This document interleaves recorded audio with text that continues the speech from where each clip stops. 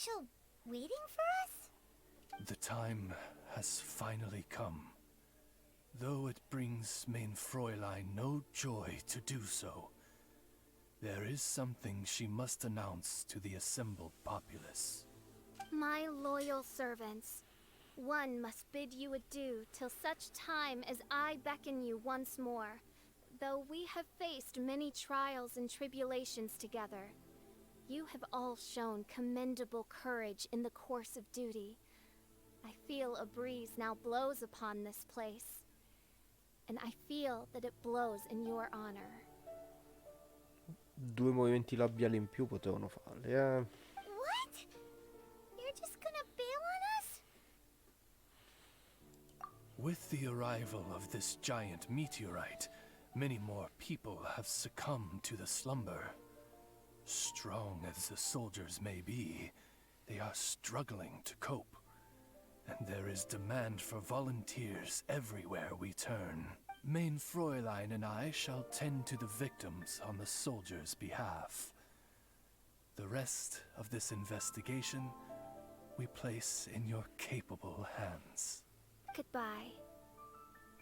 You are a good listener. I enjoy chatting with you. To be honest, most of the other adventurers in the guild only ever talk to me when they want to hear Oz's reconnaissance reports. This little journey we had, it was a great adventure. I'm just sorry that it has to end so abruptly. Sa parlare quindi, normalmente. Huh? You're talking a little weirder than you normally do. Oh, yikes. What am I doing? I totally broke form. What main Fräulein means to say is that the mystical mysteries that vex and perplex are bound to be effortlessly extinguished by the advent of your commendable courage and wondrous wisdom. And now Oz's translation is the one that sounds all kooky. Main Fräulein simply wishes to say that she has every confidence that you will arrive at the truth of this matter. Sì, vabbè, state facendo un ruolo, non c'è nessun problema nel farlo, però, almeno... Most indeed. My dear attendants, I hereby charge the Ritter Derva Ertelang with leading you out from the darkness, back into the realm of light. Who are you calling your attendant? We will meet again. Once this matter is concluded, I propose that we all get a drink together. Well, now we're 2 people short. But let's not get hung up about that. The good news is I found something else out. I shaved some dust off the meteorite and used it to do another reading. It was actually really effective. These rocks have been around for hundreds, maybe even thousands of years. Leonard must have lived a very long time ago. The meteorites carry his will and can pass it on to others. In other words, centuries on from Leonard's life, and the strength of his will is not diminished one bit.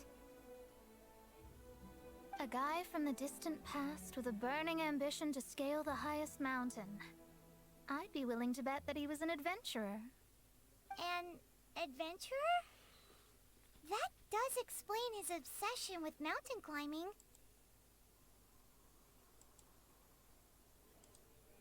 Our approach so far has been too passive, and time has been against us every step of the way. We need to change our strategy, and we need to attack this problem at its source. Paimon agrees. From now on, we need to put Leonard at the center of everything we do. Yes, because if the meteorites carry Leonard's will with them, then it's precisely as Fischl said. The rocks are, in a sense, a curse. I'm a little incredulous, but it turns out her blind guess was actually spot on. No, I'm a respectable astrologist, and I shouldn't stoop to that kind of criticism. Anyway, all we need to do now is remove the curse. Let's fucking Okie go. Since we've got a historical adventurer on our hands, Paimon thinks we should pay a visit to the Adventurers Guild. Yeah.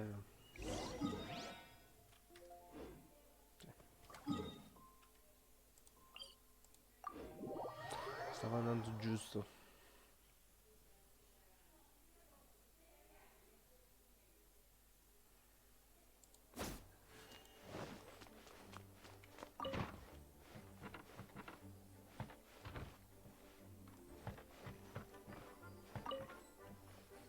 Ottimo.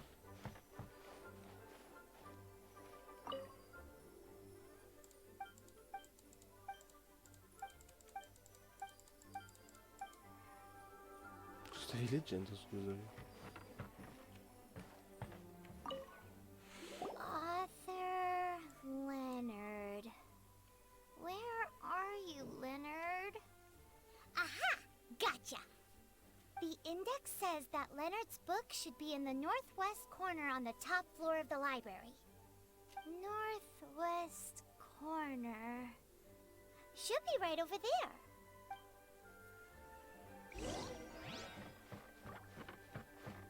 Non ci sono libri nuovi, no? Sono ciucciati via tutti l'ultimo. Quando sono passato l'altra volta. No, ce n'è uno.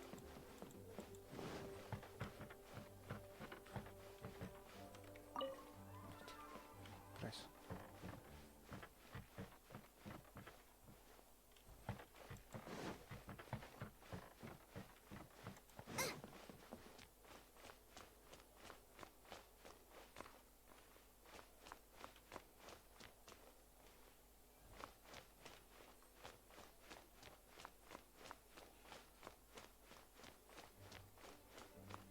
Up, quindi sopra.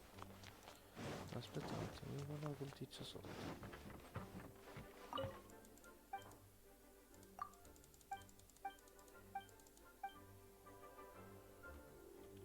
See, it's brought on the wind. A shroud.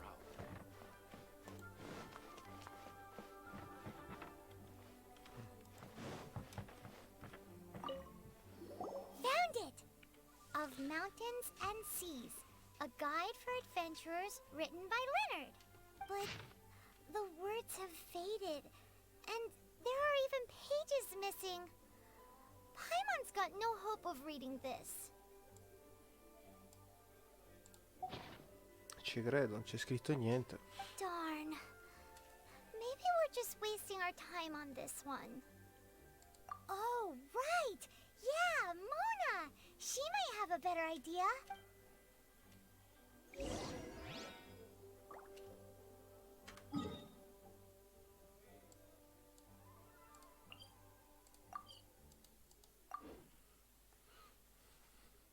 Comodino, questo.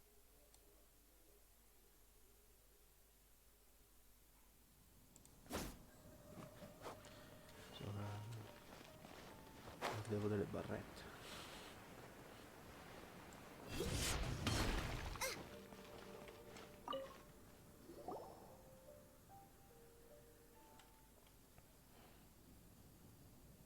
Look what we found! Leonard wrote a book!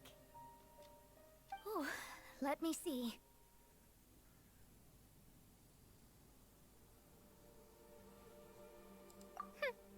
I could have predicted as much. Your average astrologist would definitely give up at this point. But I am Mona, progenitor of the future of astrology. Nothing can stand in my way. I simply need to deduce the missing portions with my astrolabe, write them in, and then decipher the text. Finished at last. So what does it say? Just as I thought. Leonard was an adventurer who lived 2,000 years ago. His lifelong dream was to reach the summit of a mountain called Pylos Peak. 2,000 years? So the constellation that caused the meteorites is from 2,000 years ago? Somehow, for some reason, this constellation was summoned down from the sky. I suspect that the Fatui have something to do with that part. Paimon thinks so too.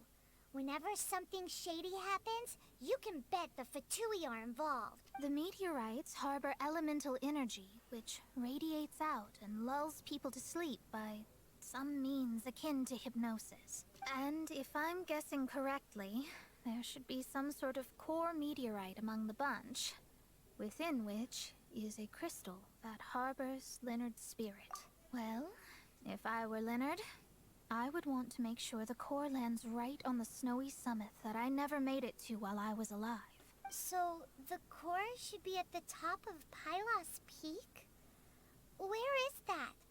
Paimon's never heard of it before. It's the first I'd heard of it too. So I compared the map from the book against the current topography of Mondstadt. Apparently, Pylos Peak no longer exists. Are you trying to say that the tallest mountain Paimon's never heard of just disappeared? I once read somewhere that the Animo Archon, Barbados, once used his divine power to mobilize the winds and blow the ice and snow from the face of the earth. The whole landscape of Mondstadt was changed in the process. The mountains of that age were replaced by the vast stretch of ocean we see today. Still, a mountain that high, drop it into the ocean and it'll still leave a trace. The summit still reaches just above the water's surface. So the place known as Pylos Peak in Leonard's day is today known as Musk Reef.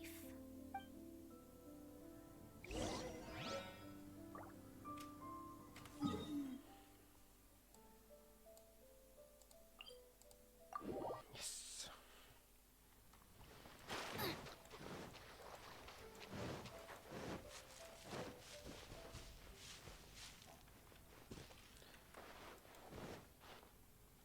Bene. Oh.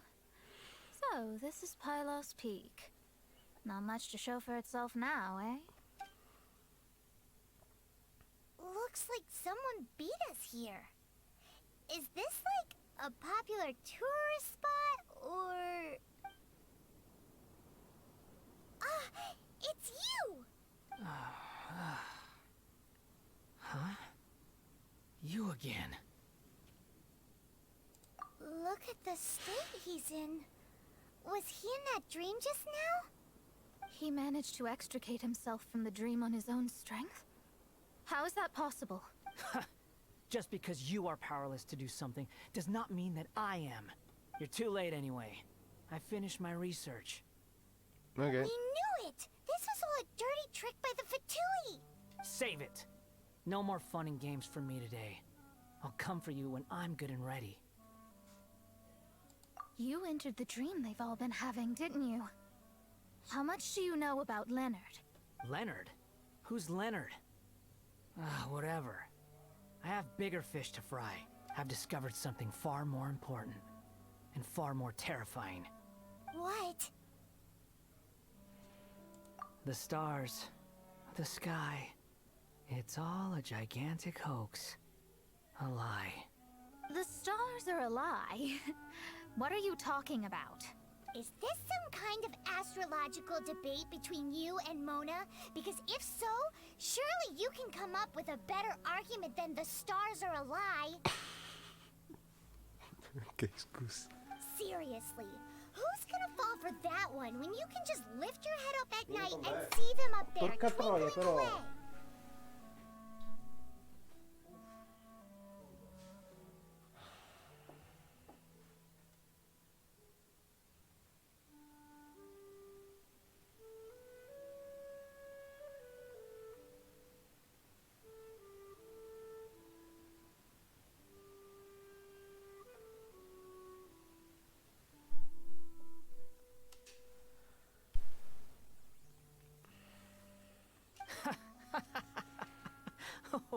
You are so naive, it kills me.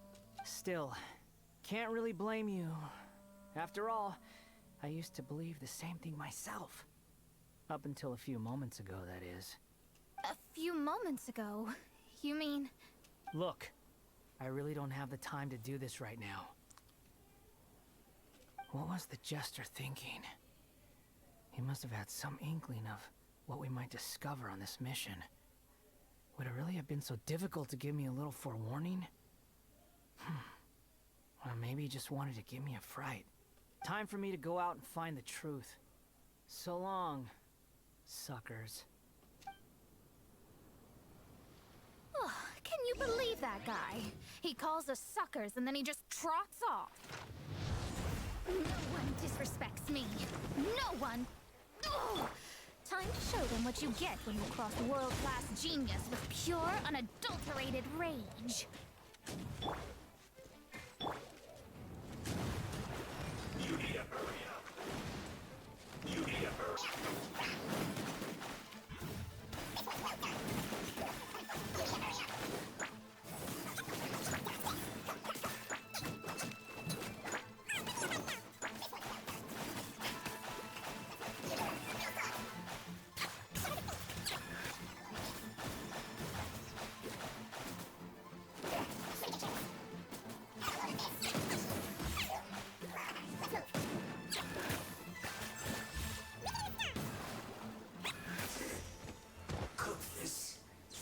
Ok.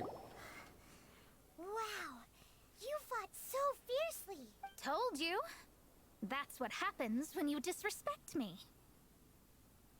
You bet I am. Paimon, you agree too, right? Did I show those Fatui who's boss or what? Sure did. Without you here, those guys would have caused us a whole lot more trouble. Sì. See? How do you like that, Harbinger? Scumbag. He seemed genuinely shaken, though. I don't think he was lying. I was always taught to talk about the false sky during astrological readings. Could there be more to such phrases than I have been led to believe? I digress. Come on, let's finish the job we came to do.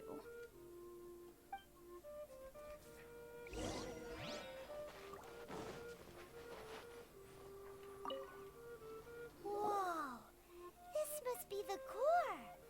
It looks totally different from all the other meteorites. It's way more shiny. This stone harbors an unbelievable amount of elemental energy and human desire. It's the core, all right? Yes. Otherwise, the victims will never wake up. This core is the root cause of everything that has happened.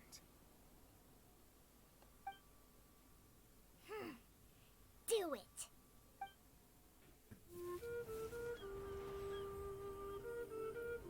With ropes, we can scale mountains. With boats, we can sail the seas. By age 40, I had conquered every last domain. Pylos Peak alone defeated me.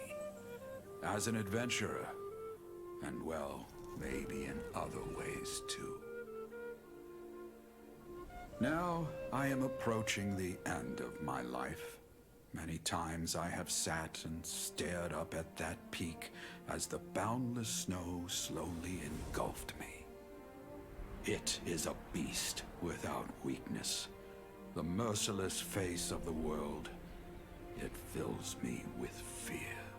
And when an adventurer loses courage, they can no longer climb mountains. My mountaineering days may be over, but I have a greater ambition now. Humans create tools to conquer nature, and when nature conquers them in return, they create better tools. Where our legs cannot take us, maybe our tools can. And when tools fail us, perhaps wings can carry us instead. My dear friend, I leave you my designs for the wings of incompletion. Against the unknown, humanity stands as one. To be alive is to seek, to set foot in every place that the eye can see. Cos'è il I creatore delle have ali? little time remaining, though the wind has not yet come for my soul. But between us and your children, students, and friends, I believe that someone will reach that place at last.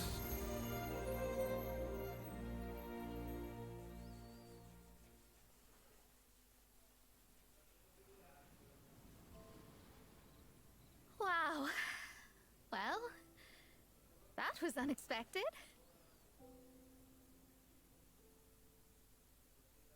Who would have thought that human will can survive in the skies for millennia on end? Astrology really is an incredible thing. What makes you say that? The ability to communicate with the stars can give you access to all the secrets from throughout human history. Though, of course, very few astrologists ever reach that level. Grazie mille, What's amore. with the formal tone all of a sudden? And speaking of formal tone, what is the deal with that girl, Fischl? She's a curious one. Paimon thinks so too. Ah, So, how to put this? Yeah. Although, if you think about it, seems she was right all along. Is she one of these people who uses the wrong method but still gets the right answer? You may well be right. Even so, Paimon thinks that the most surprising thing of all was how Pylos Peak turned into a teeny tiny little island. A mountain of yesteryear now sits as an island in the sea. Almost anyone from Mondstadt could reach it now, just by jumping in a boat. In other words, everyone can climb Pylos Peak now. Do you think Leonard would be happy about it? The situation with Pylos Peak might be a bit of a shock, but now, with the help of the Animal Archon, the people of Mondstadt are able to glide. With wings, people can travel further and higher than ever before and explore new and unknown places. The victims should finally start waking up now that we've dealt with the core. And we have finally finished our commission from the Adventurers Guild. Dai, tutti curarsi.